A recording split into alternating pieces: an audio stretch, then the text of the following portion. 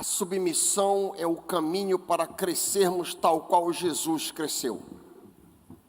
A submissão é o caminho, é o método para crescermos tal qual Jesus cresceu. De que maneira ele cresceu? Ele cresceu em sabedoria, estatura e graça, diante de Deus e diante dos homens.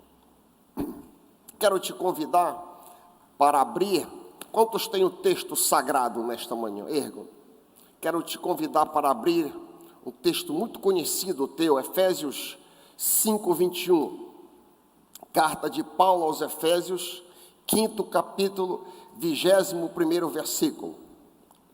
Diz assim o texto: sujeitando-vos uns aos outros no temor de Cristo. Vamos utilizar esse texto como gancho da nossa reflexão. Pai, fala aos nossos corações, instrui-nos, ilumina as nossas mentes, Pai, e acomoda os nossos corações, ajusta os nossos corações à Tua palavra, em nome de Jesus, amém. Com a erosão de valores judaico-cristãos altamente em voga, queda de valores judaico-cristãos, o conceito de sujeição ou submissão tornou-se altamente ofensivo. Somos ensinados a lutar pelos nossos direitos, somos ensinados a resistir injustiças, somos ensinados a revoltarmos-nos diante de qualquer erro. Sem dúvida que há momentos em nossas vidas que nós devemos nos levantar respeitosamente em prol de desamparados e em favor de desvalidos. Todavia, o espírito das Escrituras, o espírito cristão, é um espírito essencialmente submisso, é um espírito de submissão. Esta submissão deve ser feita, pasme, mesmo enquanto nós consideramos ela injusta. Eu quero te chamar a atenção para um texto que talvez você nunca tenha ponderado. Deixa um dedo aí em Efésios, caminha um pouquinho à frente, dá uma olhada em 1 Pedro 2, 18 em diante.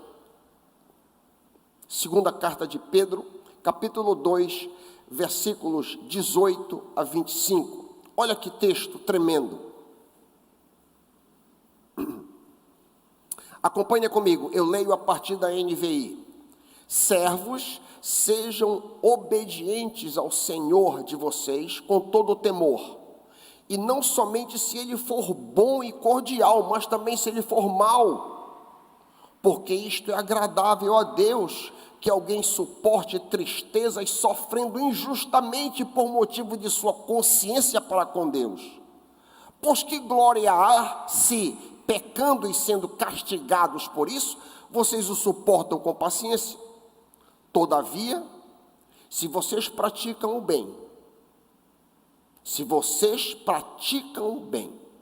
e são afligidos e suportam com paciência, isto é agradável a Deus, porque para isso mesmo vocês foram chamados, como também Cristo sofreu no lugar de vocês, deixando exemplo para que vocês sigam seus passos.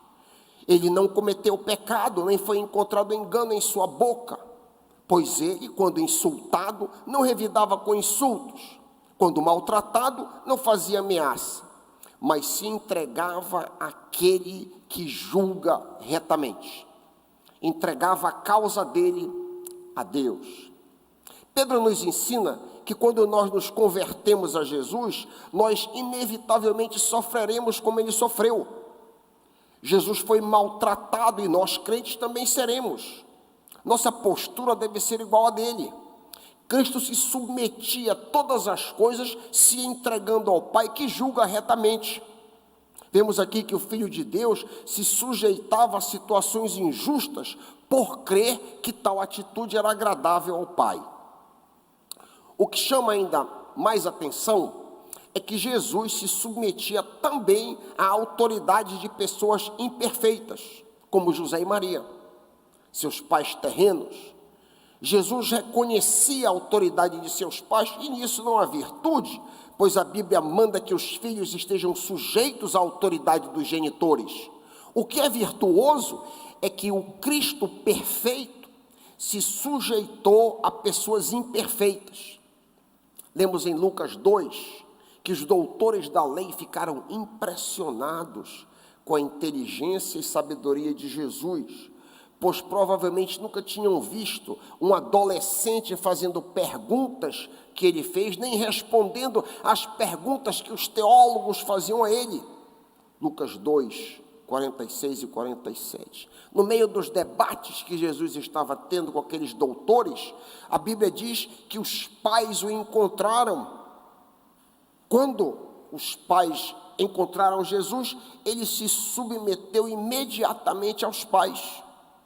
Lucas 2, 51. E voltou com eles para Nazaré e era submisso a eles.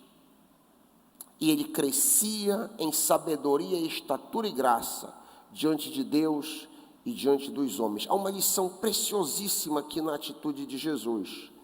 A submissão de Cristo às autoridades que o Pai colocou sobre ele era um sinal de crescimento em sabedoria, estatura e graça diante de Deus e diante dos homens.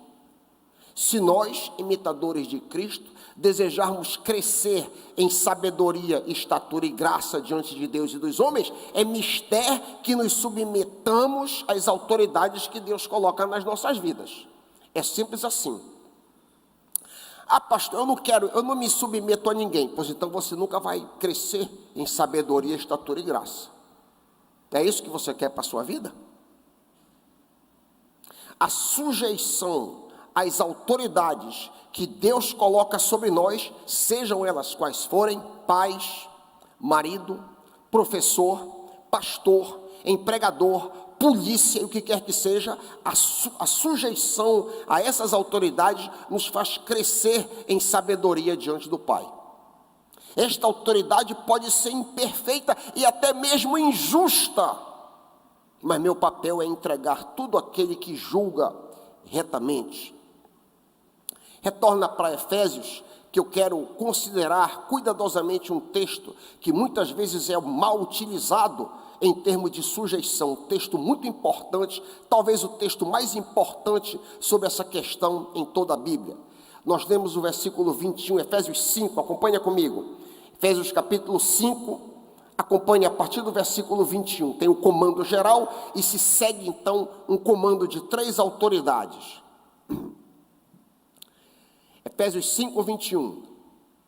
O comando geral é: sujeitando-vos uns aos outros no temor do Senhor. 22. As mulheres a seus próprios maridos. Não tem em grego o que está escrito aí em português. As mulheres sejam submissas. Essa aí é uma inserção para que o leitor em português possa fazer sentido do que diz o texto. Mas ele está implícito no texto grego.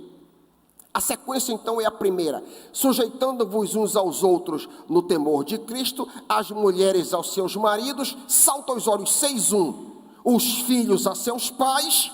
6:5, os servos aos seus senhores. Essa é a sequência que está engatado lá em cima no 5:21. Vemos que a sequência de autoridade foi estabelecida por Deus. Daí nós notamos que as 3 instâncias são explicitamente ditas serem no Senhor. Mulheres submissas a seus maridos no Senhor, filhos submissos aos pais no temor de Cristo, servos sujeitáveis ao Senhor como ao Senhor. Então as 3 instâncias são explicitamente ditas serem estabelecidas por Deus. Deus soberanamente estabeleceu esta hierarquia a fim de que haja ordem no lar e na sociedade. É impossível haver ordem sem autoridade. Um corpo com 2 cabeças é um monstro. Uma família com 2 cabeças é um monstro. Uma organização, uma empresa, uma igreja com 2 cabeças é um monstro. Precisa que haja uma autoridade que conduza aquela organização. Até aí todo mundo sabe, até aí é chão batido. Mas o que talvez você não saiba, eu quero te chamar a atenção nesta manhã. O que talvez você não saiba é que aqueles que têm a responsabilidade de exercer autoridade também estão sob autoridade. Isso mesmo. Os responsáveis por exercer, os responsáveis a quem foi otorgada a autoridade, também eles mesmos estão debaixo de autoridade. Eu vou provar isso nas Escrituras. As 3 instâncias de autoridade, marido, pais e empregador, também estão debaixo de autoridade. A primeira, acompanha comigo, versículo 25, Efésios 5, 25. Maridos, amai vossas mulheres, como também Cristo amou a igreja, e a si mesmo se paradoquem, entregou por ela. Entregou por ela. A mesma palavra paradoquem, a palavra grega, é usada para a entrega de Cristo para a crucificação. Por exemplo, em João 19,16, então Pilatos o paradoquem para ser crucificado. Então Pilatos entregou Jesus para ser crucificado. Que lindo exemplo! Que lindo exemplo para ser imitado por nós, maridos. Nós devemos estar dispostos a crucificar nossa vontade, nossos planos, nosso conforto e conveniência pelo bem das nossas esposas. É o que o texto manda. Ou seja, nós devemos estar dispostos a pagar qualquer preço para santificar as nossas esposas. Mas é isso que o texto diz, pastor? Sim, observa um pouquinho à frente. Eu li o 25, você leu comigo o 25? Olha o 26a, eu vou ler o 25 só para contexto. Maridos, amai vossas mulheres, como também Cristo amou a igreja e se entregou por ela, com que objetivo? Para que a santificasse. O que é isso? Em termos práticos, o que é isso? Jesus amou a igreja sendo crucificado para o bem dela, o marido ama a esposa sendo crucificado pelo bem dela, a fim de santificá-la, a fim de fazer com que ela floresça, a fim de fazer com que ela desabroche como uma mulher cristã. É provável que, embora você tenha lido esse texto, você nunca tenha percebido uma coisa. Isso não está no meu script, mas eu penso que isso é de Deus. Você sabia, marido, que você é responsável pelo brilho do rosto da sua esposa?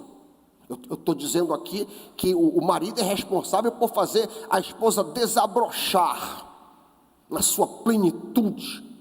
Você sabia, um texto de apoio em 1 Coríntios 11, talvez você não conheça esse texto, que o marido é responsável pela glória no rosto da esposa?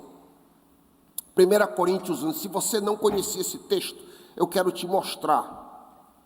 Porque é um engano quando a gente pensa que a mulher tem que se submeter ao seu esposo e o marido tem que amar, é um sentimento. Não é nada disso. Não é nada disso. O marido tem que estar crucificado, crucificando os seus desejos, crucificando os seus planos pelo bem da sua esposa. 1 Coríntios 11, olha que texto tremendo. 7, eu estou interessado na parte B do verso 7. 1 Coríntios 11, 7. A mulher é a glória do homem. Eita ferro! A mulher é a glória do homem. Ou seja, uma esposa que está constantemente cabisbaixa, triste, depressiva, chateada, semblante caído, provavelmente o responsável por esse dano é o marido. A mulher é para florescer, a esposa é para florescer. Como? O marido crucificando os seus planos, os seus desejos em prol da santificação da sua esposa. Então, aqueles a quem é delegado autoridade, eles também estão debaixo de autoridade, como nós acabamos de ver. O marido é o líder servo da sua esposa e da sua família. Cristo viveu e morreu pela igreja, o marido se sujeita a Cristo, vivendo e morrendo pelo bem da sua esposa e da sua família. Segundo lugar, eu disse que aqueles que detêm a responsabilidade de autoridade também estão sob autoridade. Os pais, em segunda instância, os pais devem se sujeitar à autoridade do Senhor, a fim de exercer tal autoridade para o bem dos filhos. Olha comigo Efésios 6,4, lança os olhos em 6,4. E vós, pais, não provoquei vossos filhos a ira, mas criai-os na disciplina e admoestação do Senhor. A NVT, a nova versão transformadora, deixa bem claro a origem dessa autoridade. Eu vou ler a tradução NVT. Pais, não tratem seus filhos de modo a irritá-los. Ao contrário, eduquem-nos com disciplina e a instrução que vem do Senhor. A autoridade dos pais é delegada, vem de Deus. A autoridade dos pais sobre os filhos vem de Deus, não é deles mesmos. O pai e a mãe só poderão criar seus filhos adequadamente se estiverem sob a autoridade de Deus, a fim de receber do Senhor a mesma autoridade e aplicá-la aos filhos. Os pais têm uma tremenda responsabilidade diante dos filhos, e eu tremo diante dessa verdade aqui. Os pais são responsáveis por representar Deus diante dos filhos. Se você não treme diante disso, eu não sei diante do que você vai tremer. Eu não me acho capaz disso. Eu não me acho competente. Eu vou depender da graça de Deus. Eu estou com uma filha agora de 7 meses. Eu não tenho a capacidade, eu não tenho a habilidade para isso. Eu vou depender de Deus. Como que eu, um ser imperfeito, vou representar o Senhor diante da minha filha? Meu querido, você precisa de Deus na sua vida. Se você é imperfeito como eu, você vai precisar de Deus para você poder representar o Senhor. Porque a quem foi delegado a autoridade, ele também está debaixo de autoridade. E diga-se, no caso dos pais, essa segunda instância, o pai e a mãe têm a mesma autoridade. Os filhos devem respeito a ambos. É um erro grave quando a mãe diz, vou contar para o teu pai. Por quê? Vou dizer para o teu pai, por quê? Isso está errado isso. O filho e a filha devem respeitar igualmente a sua mãe. Foi delegada a autoridade para a mãe da mesma forma. Ambos devem ser igualmente honrados. Ambos devem servir seus filhos imbuídos de autoridade divina. Ambos são líderes servos de seus filhos.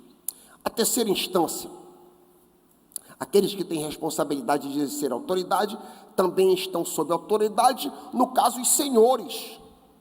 Os empregadores, os patrões, devem se sujeitar à autoridade de Deus, a fim de exercer autoridade sobre servos, empregados e funcionários.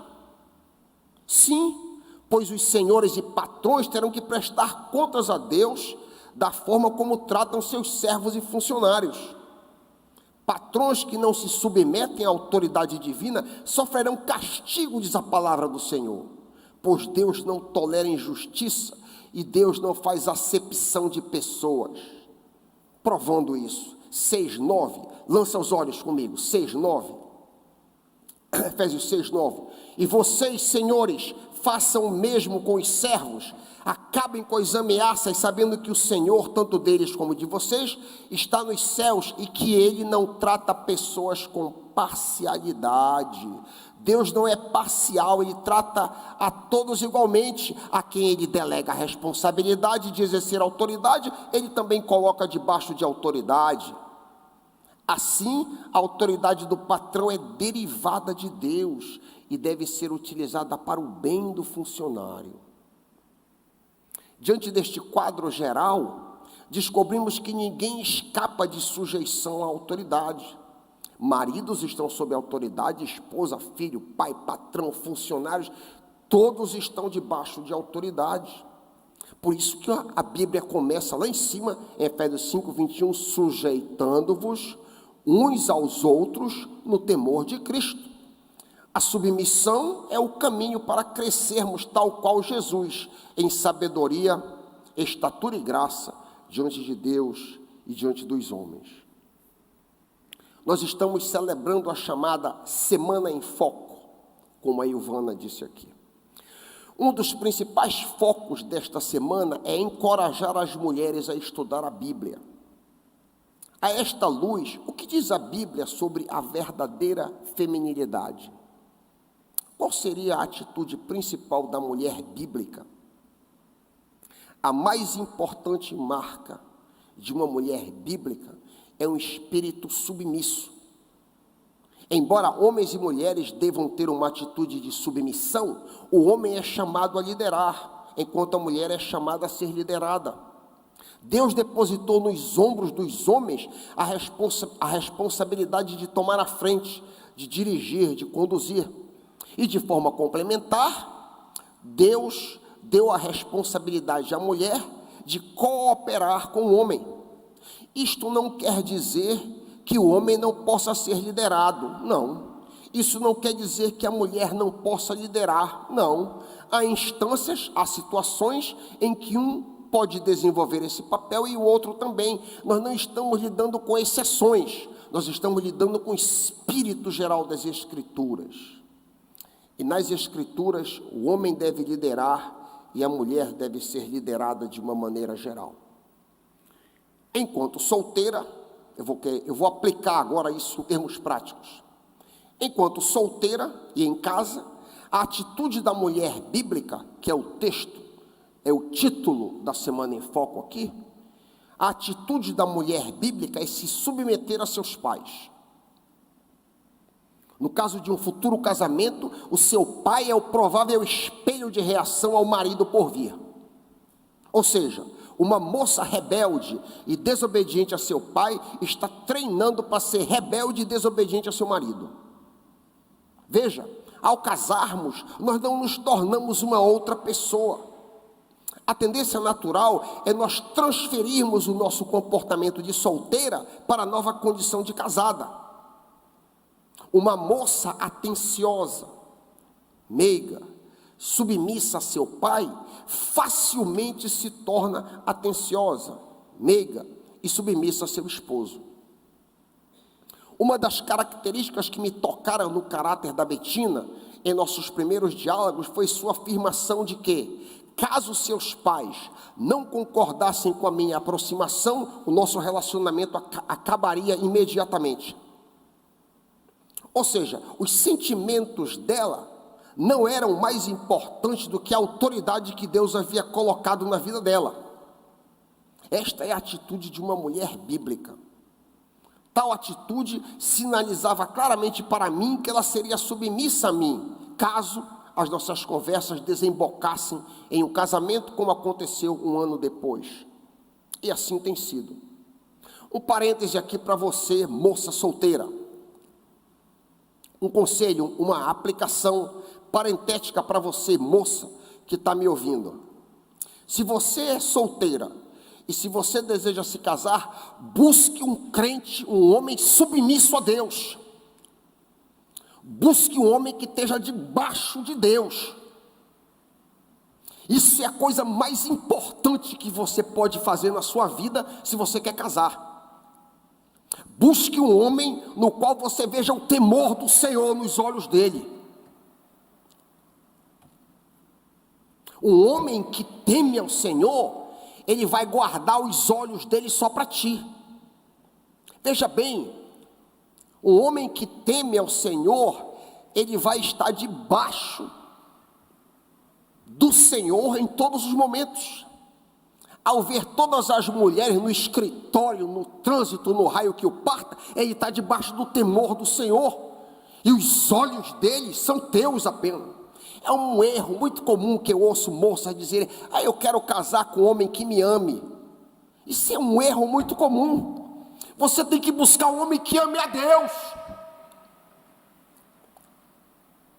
um homem que ame o Senhor. Se ele ama e teme ao Senhor, ele vai te amar. Uma outra dica importante para você, moça solteira: Quando um rapaz se aproximar de você, observe como ele trata a mãe dele, pois a tendência natural é transferir parte dessa postura para você. Se o rapaz é indiferente e frio com a mãe dele, é provável, não é garantido, mas é provável que ele eventualmente venha te tratar da mesma maneira. Nós não transformamos numa outra pessoa quando a gente se casa. Um rapaz que é cordial com a sua mãe, que é amoroso com a sua mãe, a tendência é ele se tornar assim com você também. Fechando parênteses e voltando à análise do nosso texto. Independente da mulher ser casada ou solteira, a atitude da mulher bíblica envolve um espírito amigável, que responde com alegria e respeito.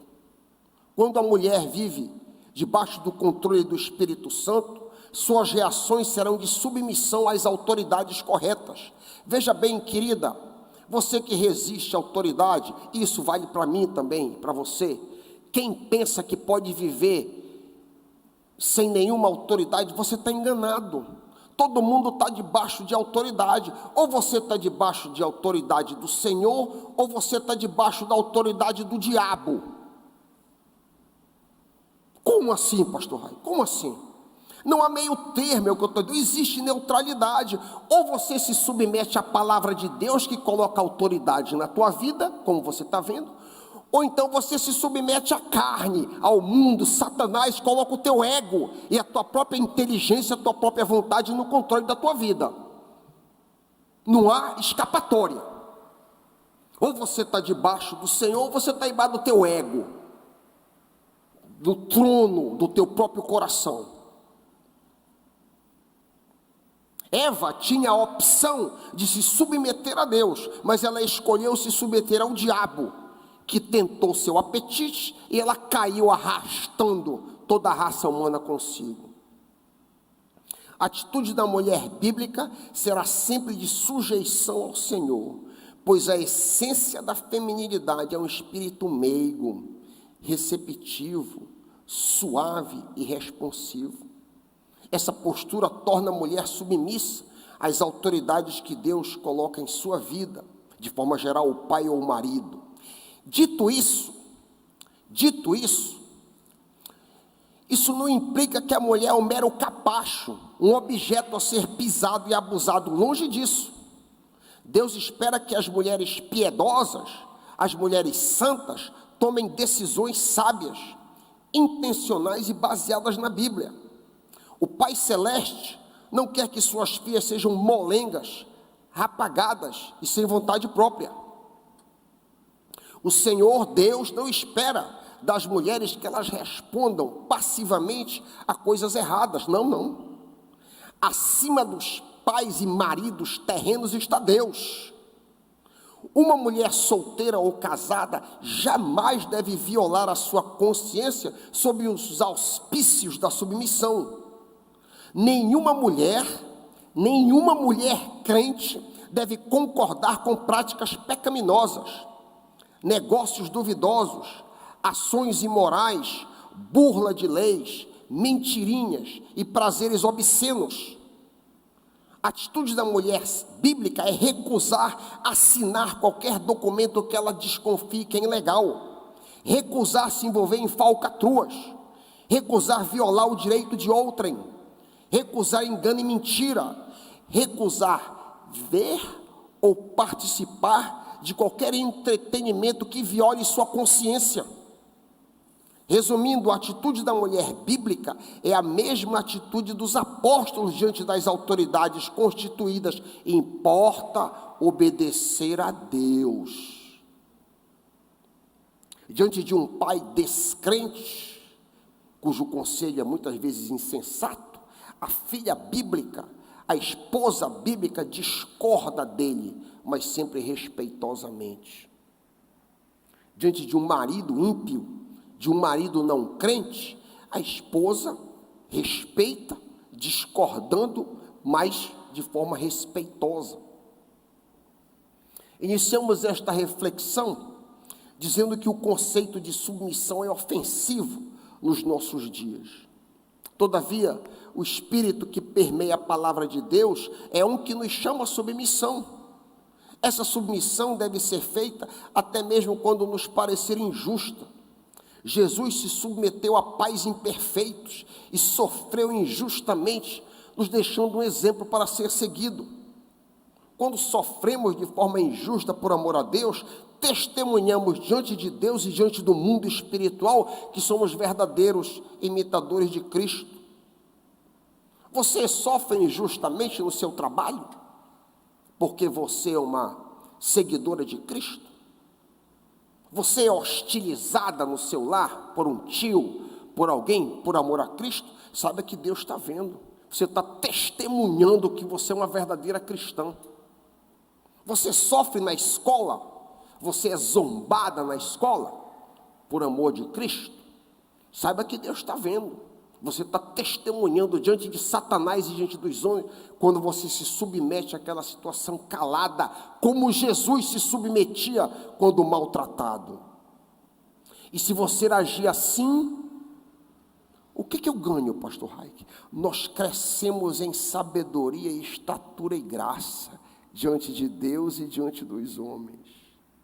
Quando a autoridade sobre nós for imperfeita e até mesmo injusta, nós devemos entregar tudo àquele que julga retamente. Em última instância, todos os crentes se submetem a alguém devido ao temor do Senhor. Daí o apóstolo nos comandar, sujeitando-vos uns aos outros no temor de Cristo, em nome de Jesus. Amém.